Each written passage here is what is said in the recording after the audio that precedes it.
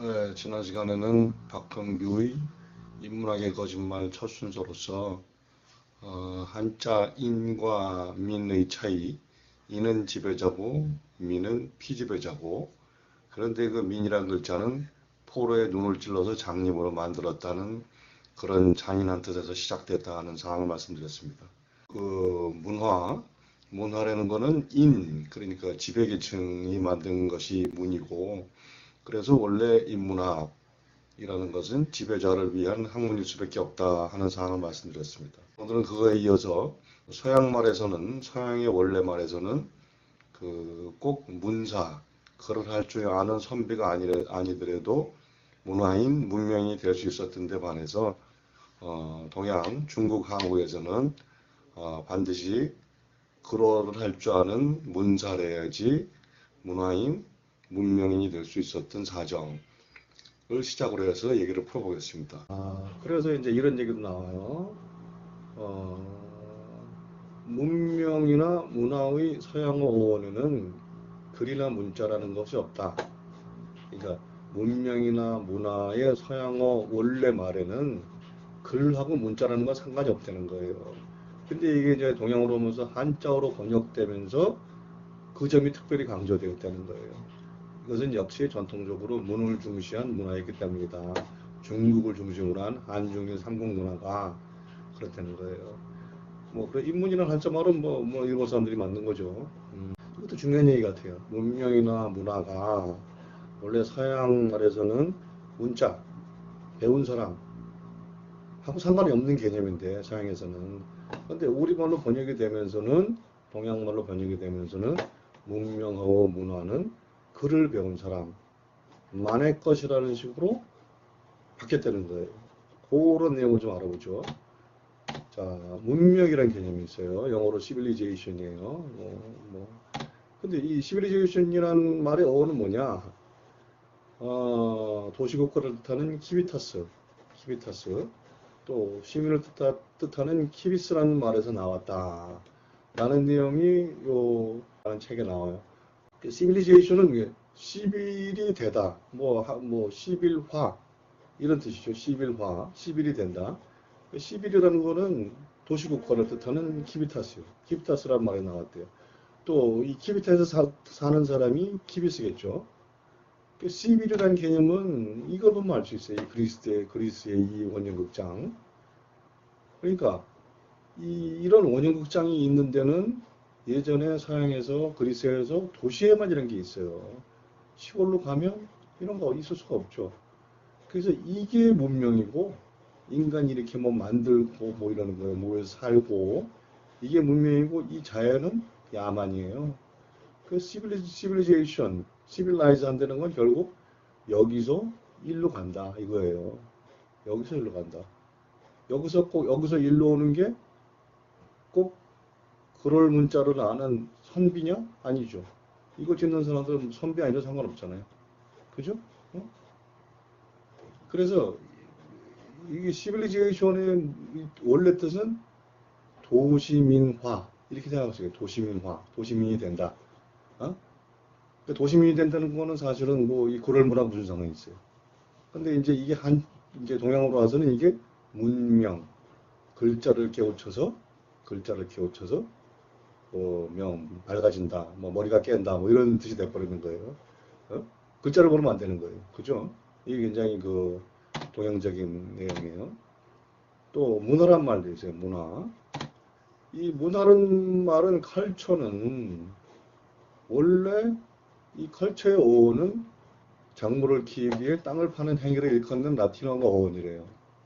컬티베이트란 영어가 있죠. 뭐 병작하다 뭐 그거 애동사 짓다 그런 소리예요. 그래서 이게 근데 컬처가 원래 뜻은 그냥 작물을 키우다 뭐 그런 뜻이에요. 작물을 키우다. 작물을 키우려면 뭐 개념이 있어야 되겠죠. 뭐 수박씨는 어디다 심어야 되고 뭐 참외씨는 어디다 심어야 되고 이런 개념이 있고 그거를 의지를 가지고 해내는 그런 게 이제 컬처고 문화인데 이게 동양에 오면은 묘하게 문자가 들어가는 거예요. 그러니까 서양에서는 농사만 잘 지어도 문화인이 될 수가 있는 거예요. 한국에서는 동양에서는 농사만 잘 지어도 문화인? 아니에요. 문화인이 되려면은 꼭 이걸 할 줄 알아야 돼, 이거를. 그래서 그럴 문에 치우친 동양 문화를 잘 보여주는 사례라는 거죠. 박홍 교수는 이런 얘기하는 거예요. 시빌리제이션 컬처라는 원래 그 서양에서 들어온 개념이 있는데 이게 이게 이런 거하고 상관이 없는 원래 개념인데 이게 수입이 되면서 이게 들어가는 단어로 바뀌어버린다는 거예요. 이게 지역의 특성을 반영하는 거죠. 이게 동양에서 그럴 문을 얼마나 숭상하는지. 그래서 문을 하는 선비, 글을 쓸 줄 알고 글을 구사할 줄 아는 선비가 얼마나 숭상되는지를 알 수 있는 현상이고 이런 게 바로 우리가 지금 우리를 괴롭히는 학벌주의, 스카이 안 나오면 사람도 아니다 하는 이런 망국병의 그 원리가 이런 데서 나오는 거죠. 이런 바탕에서. 서양에서는 꼭 문사가 아니라도 이거에 해당되지만 동양에서는 문사가 아니면 여기에 해당 안 된다고 생각하는 거. 이거에 이제 끝까지 밀고 나가면 이렇게 되는 거예요. 스카이. 학벌주의 이렇게 되는 거죠. 여기 안 나오면 사람도 아니고 뭐 이런 식으로 막 나쁜 식으로 전개가 되는 거예요. 또 그럼 인문학이 도대체 무엇이냐? 뭐 영어로 인문학에 해당하는 말을 찾으면 뭐 휴먼 스타디즈, 어떤 휴머니티즈 뭐 이런 뭐 소리가 되죠. 뭐 인간학이에요, 인간학. 이거는 뭐 인간들, 뭐 인간 전체들 뭐 이런 뜻이게 되겠고 인간에 대해서 연구하는 게 인문학이에요. 그렇죠? 네이버 사전의 정의는 어떻게 돼야 되냐? 언어, 문학, 역사, 철학 따위를 연구하는 학문, 뭐 이게 문사철이죠, 문사철. 왜 인간에 대해서 연구하느냐? 그러니까 인문학이라는 말은 그냥 서양의 원래 뜻은 인간에 대한 연구예요. 인간에 대한 연구. 인간에 대한 연구의 구체적인 내용은 뭐 이런 거란 소리고 여기 한자어로 번역이 돼서는 인문학하고 이게 이제 문자가 들어가죠. 사람을 연구하는데 문, 그러니까 이게 뭐 아까 그 문사라고 그랬잖아요. 문사 선비, 그게 반드시 들어가야 되는 거예요. 굉장히 동양적인 현상이죠. 그래서 인간에 대해서 왜 연구하느냐? 인문학에 대해서 이렇게 이태강 교수는 뭐 이렇게 해석을 해요. 이태강 교수는 경희대 교수죠. 꽤 유명하신 분이고. 그래서 이렇게 얘기해요. 인문학의 목적은 사회 자체이다. 말하자면 인문학은 예술이나 사랑처럼 사회에 속하지만 그 사회의 가치 체계의 균열을 초래하는 진리에 대해 생각하는 방식이다. 한국 사회에서 종종 목격되는 인문학적인 조롱은 어떤 측면에서 이런 인문학도 유무목적성에 대한 무리에서 근거한다고 볼 수 있다. 그러니까 이게 그냥 왜 연구를 하느냐? 이태강 교수는 이렇게 하는 거예요. 그냥 사유 자체가 목적이라는 거예요. 사유 자체.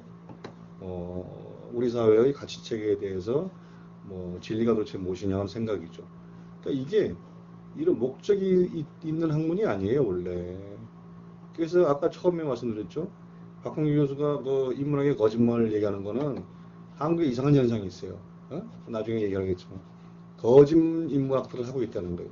그거를 깨지는 게 박홍규 교수의 인문학의 거짓말 책의 주요 내용이죠. 자, 보세요. 그냥 사유 자체, 생각하는 것 자체예요. 고민하는 것 자체. 사람에 대한 진리를 추구하자는 게 인문학인데 한국에서 이게 이상하게 왜곡되고 있어요. 어떻게 왜곡되고 있느냐? 한국에서 묘한 현상이 나타나고 있어요. 이거를 어떻게 이제 박홍규 교수는 표현하냐면 이거 한번 읽어보시죠. 이게 서문에 나오는 글인데요. 10월 유신과 함께 고전읽기 운동이 시작됐대요. 10월 유신, 박정희가 하는 그 독재 체제, 박정희를 왕으로 만든 게 10월 유신이죠. 10월 유신과 함께 당시 대통령은 플라톤의 철인왕에 비유하면서 플라톤의 국가 등을 최고의 고전으로 삼은 한국 최초의 고전 대중화 운동으로 비롯되었다. 플라톤과 쌍벽을 이루는 공자가 함께 등장한 것은 물론이다. 플라톤과 아리스토텔레스로부터 프리드리히 니체, 마이클 샌도레에 이르는 반민주주의 전통은 제국주의적 사고에 근거한 것으로 그것들이 선진국 인문학이라면 이는 참으로 잘못된 것이다. 그런데 실제로 그런 것이 인문학이라는 이름 아래 아직도 통용된다. 그 단적인 보기가 서양이 비서양을 지배하기 위해 등등이 나오는데 이게 뭐냐면요. 한국에서 어떤 이상한 현상이 발생하느냐. 인문학은 이렇게 그냥 생각하고 진리를 추구하는 건데 10월 유신해서 박정희 대통령이 왕이 되면서 그래서 어떤 이제 고전 읽기 운동이 벌어지는데 처음 나온 게 플라톤의 극과 같은 거를 읽자는 운동이래요. 대통령을 플라톤의 철인왕에 비유하면서 플라톤의 국가는 뭐 어려운 책이죠. 저 안 읽어봤어요. 뭐 재미도 없을 것 같고. 근데 하여튼 이 양반은 국가의 통치는 누가 해야 되느냐? 철학자가 해야 된다는 거예요. 현철. 현명한 철인왕이 지배해야 된다는 거예요. 그러니까 박정희 대통령이 철인왕이니까 이 사람이 영원히 지배해야 된다. 죽을 때까지. 왕 같은 지위가 돼서. 이거는 민주국가에서 말이 안 되는 거죠. 왕국이 아니니까. 근데 이 대통령의 영구집권을 보장한 10월 유신을 추구하면서 동시에 이런 거 읽기 운동을 했다는 거예요. 아까 얘기했죠? 플라톤 굉장한 그 전체주의자예요. 민주주의랑 상관없는 사람이에요. 그러니까 이런 사람들의 이 사람이 전체주의자라는 걸 속이고 이것이 고전이다. 누구나 다 얘기해야 된다. 여기 나온 게 진리다. 플라톤은 국가에서 철인왕이 다스려야 된다고 했기 때문에 박정희 대통령이 다스리는 게 영원히 죽을 때까지 다스리는 게 당연하다.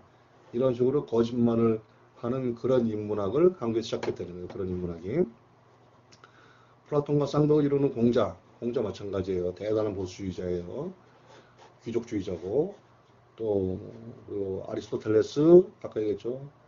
그 플라톤의 제자예요. 민주주의자 아니에요. 니체는 뭐 대단한 궁극주의자예요. 힘을 추구하고 이게 뭐냐 독일 나치가 여기서 출발했다고 할 수밖에 없어요. 니체의 다른 측면이 있지만 그래서 박홍규 교수 책에 니체를 부정하는 책도 있어요. 읽어볼만 합니다. 나중에 소개해드릴게요. 그리고 마이클 샌들 정의란 무엇인가 한국에서 엄청난 인기. 이 양반도 박홍규 교수는 마이클 샌들 싫어해요. 저는 뭐 이 양반 책 그 정의란 무엇인가 뭐 재밌는 책이던데 박홍규 교수는 굉장히 싫어해요. 이 사람. 공동체주의가 얼마나 나쁜 건지 이러면서 나중에 이것도 소개해드리겠습니다. 이런 게 전부 다 반민주주의 전통자들이라는 거예요. 이런 게 이 사람들 다 반민주주의 전통의 철학을 한 사람들인데 그리고 제국주의적 사고에 근거한 사람들이라는 거예요. 그런데 그런 것을 인문학이라는 이름으로 소개하고 아직도 통용이 된다는 거예요. 이 사람들이 마치 깨끗한 진실을 얘기한 것처럼 다 문제가 있는 그 당시에 노예제 근거 이때 공자도 뭐 사실은 이 공자가 뭐 이코노미와 무슨 밥벌이와 무슨 상관 있어요. 전부 다 왕 상대하고 그러면서 얻어먹고 재상되고 그런 사람인데 그러니까 이게 민주주의와 상관없는 이런 철학들을 소개하면서 이게 마치 진리고 그런 것처럼 소개한다는 거예요. 사기치는 거죠. 그런 사기 치지 말자는 게 그런 사기를 부숴버리겠다는 게 박홍규 교수의 인문학의 거짓말 책입니다. 그래서 이거는 이제 인문학의 거짓말 책의 뒷표지인데요. 탐욕과 배신의 인문학. 한국의 인문학은 탐욕과 배신의 인문학이라는 거예요. 민주주의를 배신하는 인문학은 백해무익하다. 이렇게 주장하는 거예요. 민주주의를 배신한 인문학 금방 얘기했습니다. 탐욕과 배신의 인문학이라는 거 아까 그랬어요. 아까 인문학은 그 이태강 교수 해석은 그냥 연구하고 고민하고 세상의 진리를 찾고 이런 건데 탐욕 왜 탐욕이냐 인문학을 배워야 멋있어진다 뭐 돈도 생긴다 이딴 소리 하는 그런 인문학자들이 있고 또 배신이라는 게 아니 인문학이라는 게 사람을 위해서 하는 거니까 옛날에 뭐 그리스 로마 때는 몰라요. 그때는 뭐 노예제 사회니까 그러니까 귀족들끼리 뭐 인문학 할 수 있어요. 그건 뭐 일반인들 볼 필요도 없고 애당초 관심사항이 아니니까. 근데 현대의 인문학은 민주주의 바탕을 깔고 하는 거예요. 근데 세상은 지금 민주주의를 추구하고 그래야 되는데 민주주의를 무시하는 니체 같은 사람들을 인문학의 대표적인 철학자들처럼 모시고 그런 인문학, 그런 배신을 하는 인문학이 우리 사회에 너무나 많다는 거예요. 그래서 그런 거 역겹을 느껴가지고 이 책을 썼다는 겁니다. 자, 그래서 이런 얘기가 나와요. 이게 서문에 나오는 겁니다. 잘못 돌아가는 세상을 비판하고 바로잡기 위한 자기 표현 가치의 증대를 위해 인문이 필요한 것이지 요즘 유행하는 것처럼 한국에서 입시 논술을 위한 인문학, 취업 준비를 위한 인문학, CEO 조창교양이나 유한부인의 명품병을 위해서 필요한 그런 인문학이 아니라는 거예요. 이는 도리어 인문을 죽이는 행위다. 여기서 필요한 것은 비판적 인문과 인문 비판이다. 그리고 주류 인문에 대항하는 비주류 인문의 수립이다. 그것이 인문의 봄을 되찾는 르네상스다. 이렇게 얘기를 해요. 자, 그리고 이거죠. 주류 인문이 있다는 거예요. 한국의 주류 인문학. 이런 거를 입시 논술, 취업 준비, CEO 조찬 교양, 유한부의 명품 교양 이거 당신들 주류 돈 많은 사람들 하라는 거예요. 마음대로. 물론 이것이 인문을 죽이는 행위지만 당신들이 하라는 거예요. 박홍 교수는 비주류 인문을 하겠다는 거예요. 비주류 인문이 뭐냐? 비판적으로 비판하기 인문 비판이고 그래서 새로운 삶의 방식을 찾아가는 자본주의 마케팅에서 벗어나는 돈에 휘둘리지 않는 그러면서 행복하게 살 수 있는 그러한 인문학을 수립해야 되는데 자기가 그것을 하겠다는 거예요. 그래서 이 양반 주장하는 건 뭐 앞으로 쭉 나오겠지만요. 제가 뭐 간단히 미리 요질 정리하면 이런 거. 자본주의 권력에 봉사하는 비민주주의 인문학 꺼져라 하는 거예요. 자본주의 돈 그리고 권력에 봉사하는 인문학 많습니다. 아까 얘기했죠. 뭐 우리 그뭐 시골유신할 때 그 철학자들 관계한 사람들 있어요. 그 사람들 다 이거 여기 봉사한 사람들이에요. 이런 인문학은 안 되고 싫고 또 알아야 보인다고 겁주는 학벌 위주 인문학 꺼져라 이거예요. 자, 알아야 보인다. 우리 흔히 이렇게 얘기해요. 그림 같은 거 얘기할 때 알아야 보인다. 이 말을 박홍규 교수는 굉장히 싫어해요. 알아야 보인다? 이게 뭐예요? 많이 알면 잘 보여요? 서울대학 나오면 그림 보면 더 잘 보이나요? 하버드 나오면 서울대 나온 사람보다 더 잘 보나요? 그렇지 않죠. 또 고시 패스한 판사님은 그림 보면 척척하나요? 그림의 뜻을? 그렇잖아요. 나중에 나오겠지만 박홍규 교수는 알아야 보인다가 아니고 볼수록 보인다. 관심을 갖고 많이 보면은 보인다는 거예요. 그러니까 미술 같은 건 그렇잖아요. 미술도 관심을 갖고 자꾸 보면은 거기서 무슨 뜻이 생기고 자기 나름의 감정이 생기고 이런 게 인문학이지. 그런 걸 소개해주고 그렇게 유도하는 게 당신이 미술에 관심이 있으면 보면 볼수록 보인다. 그 재밌지 않느냐? 더 봐라.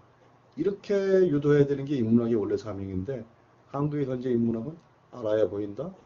학벌이 좋으면 더 잘 본다. 학벌 나쁜 사람들은 집에 가라. 이렇게 가르치고 있다는 거예요. 그런 거 하지 말자는 거예요. 그래서 또 이 정도는 알아야 되지 않냐고 그렇게 협박을 하는 교양인문학. 이건 당신이 알아야 돼. 그래서 마치 이런 식의 그 교양 제발 좀 그만하자는 거예요. 그 알아야 하는 의무 그런 게 어디 있어요. 자기가 좋아서 하는 거지. 그리고 잘 살고 행복하기 위해서 하는 거지. 이 정도는 알아야 된다. 모르면 바보다. 그런 인문학 하지 말자는 거예요. 그래서 결국은 이제 이거는 박홍규 교수가 이런 주장을 하는 이유를 제가 미리 말씀드립니다. 이 사람의 그 개인적인 철학인데요. 이 양반은 삼자주의를 하자고 그래요. 삼자주의. 그러니까 삼자주의가 뭐냐면 자아세계라는 거예요. 개인은 자유를 추구하고, 사회는 자치를 하고, 환경은 자연 그대로 유지해서 가자는 게 삼자주의예요. 그래서 이 책의 쭉 이제 그 주제는 이거죠. 삼자주의 인문학을 가자는 거예요. 아까 비판적 인문학을 가자는 게 삼자주의 인문학. 삼자주의 인문학을 가자는 거예요. 개인은 자유. 이건 뭐냐면은 개인한테 제일 중요한 건 자유라는 거예요. 자유롭게 사는 거 어디 구애받지 않고. 사회는 자치, 독재 이런 거 안 된다는 거예요. 자치해야 된다는 거예요. 이건 아나키스트적인 얘기예요. 박홍규 교수는 자기 스스로 아나키스트라고 그러니까. 아나키즘의 개념 나중에 얘기하겠지만은 그렇게 우리 학교에서 이렇게 배웠죠. 아나키즘은 테러리스트고 그렇지 않다는 거예요. 그런 측면도 한때 있었지만 아나키즘의 근본 개념은 무권력, 권력 없는 세상을 만들자. 우리가 중앙 권력이 없어도 마을 사람들끼리 얼마든지 협의하면서 잘 살겠다. 협동조합 이런 게 아나키즘의 원래 뜻이니까. 사회는 그런 아나키스틱하게 살자는 거고 환경은 자연 그대로 살려둬야 된다는 거예요. 자연을 망치면서 살아서는 안 된다는 거죠. 우리가 요새 지구온난화에 있어서 알지만은 지금 상태로 더 이상 살 수 없잖아요. 그래서 이런 게 박 교수의 주장이에요. 그래서 이 삼자주의를 구체적으로 각 사례들을 얘기하면서 니체 얘기도 하고 소크라테스, 플라톤 얘기도 하고 등등등 이 양반 진짜 엄청나게 많아요. 그래서 제가 이 시리즈가 100회가 될지 200회가 될지 모르겠는데 하여튼 저는 박홍규 교수 책은 읽을 만한 거 다 읽었어요. 그래서 그거를 하나하나 소개해 나가면서 이 양반이 주장하는 삼자주의 저는 굉장히 중요한 개념이라고 생각합니다. 이거를 이거를 다 우리가 이뤄야 되거든요. 개인은 자유롭게, 사회는 자치라고, 자연은 자연 그대로 놔두자, 세계는 이런 거를 추구하는 그 박홍규 교수의 뜻을 우리가 배울 필요가 있어요. 또 이런 거 배우면 또 행복해집니다. 장기 즐거워지고. 그래서 이런 식으로 쭉 전개해 나갈 테니까요. 계속 관심 가져주시고 같이 보면 좋겠어요. 구독해 주시면 더 좋고. 그럼 오늘 이만 줄이겠습니다. 고맙습니다.